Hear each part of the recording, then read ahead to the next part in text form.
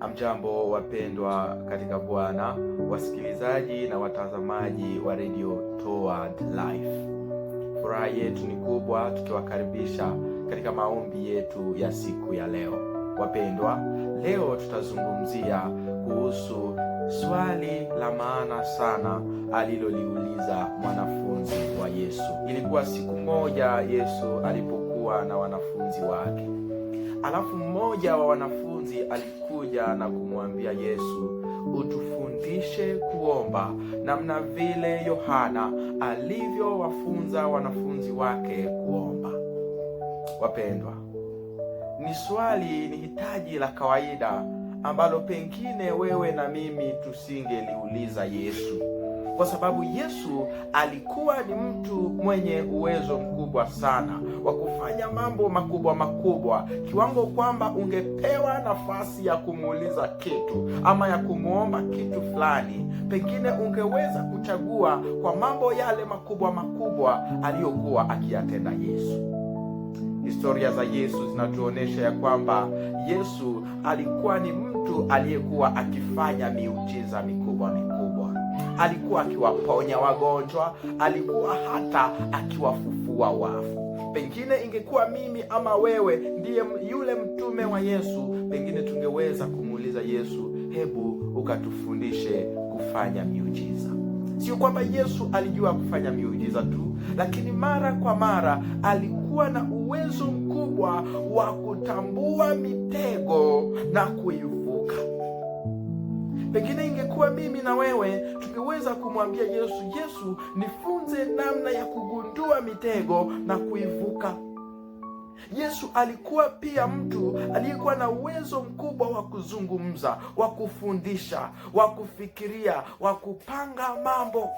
Pengine ingekuwa mimi ama wewe, tungeweza kumwambia Yesu, tufunze uwezo wako huo.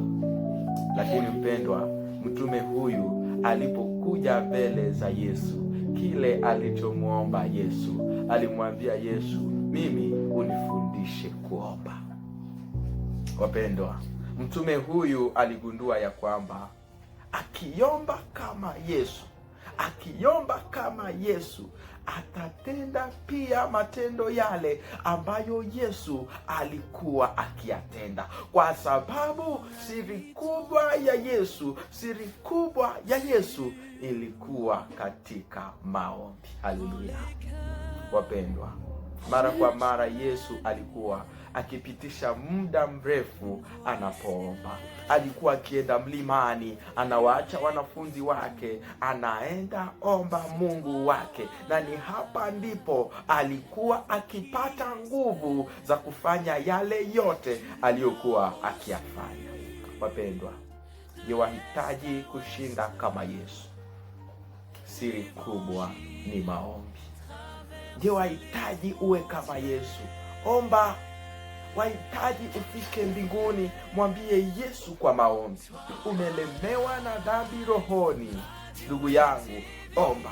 Umechoka, umesumbuka, omba, utakuwa mshindi.